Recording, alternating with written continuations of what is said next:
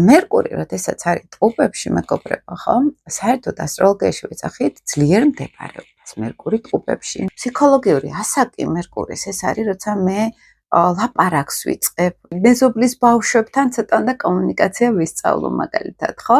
ცოტა შემდეგი პერიოდი არის სკოლის დაწყებითი პერიოდი მაგალითად. როცა ნათესავებთან ლაპარაკობ, და-ძმასთან ლაპარაკობ, მე სკოლაში შევდივარ, ეს ენერგია არის მერკურიანული ისტორიები.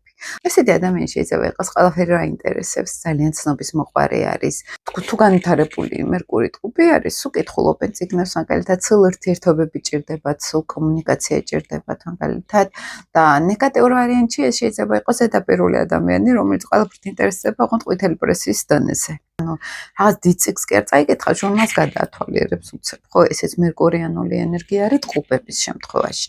საერთოდ აზროვნება მიმართული არის ტყუპების შემთხვევაში კამათზე, მაგალითად, ეს არის ადამიანი, რომელსაც ბევრი რამ აინტერესებს და სუბუქიც არის ურთიერთობებში, ზედაპირული შეიძლება იყოს, კარგი გაგებით ზედაპირულობა.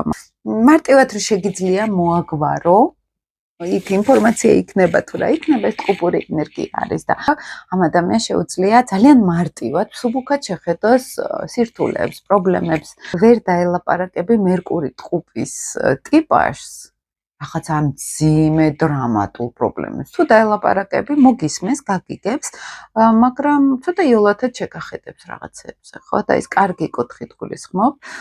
იოლად რა კუთხით, რომ აი კი გასაგებია, მაგრამ მოდი ახლა შენ რას იღებ ამ ყველაფრიდან? მოდი შეხედე ცოტა ესე და მარტივად დაგილაგებს ყველაფერს, ხო? ამით არის მერკური ტყუპებში საკმაოდ კარგი მდებარეობა იმ მხრივ, რომ ადამიანი მერკურის ენერგიას თავისუფლად ავლენს. მას შეუძლია მარტივი კომუნიკაცია, მარტივად მიიღოს ინფორმაციები, ცნობის მოყვარეობიდან გამომდინარე, მაგრამ ფსიქოტიპი მერკური ტყუპის ეს არის მაინც უფრო ჰაერი, ბავშვური. მარტივად რო გამოდის რაღაც ჩემში აზრები, აი ტვინი რო პირდაპირ შეერთებულია ენაზეო, ასეთ რაღაცას ვიძახით. აი პირდაპირ ძალიან ადვილად გამოხატავს, რასაც ფიქრობს, მას არ სჭირდება ბევრი მსჯელობა, როგორც სუბუქად მიიღებს გადაწყვეტილებას, სუბუქად დაურეკავს რაღაცას და ეკონტაქტება, რაღაცას კითხავს, არა აქვს ამის პრობლემა, ხო?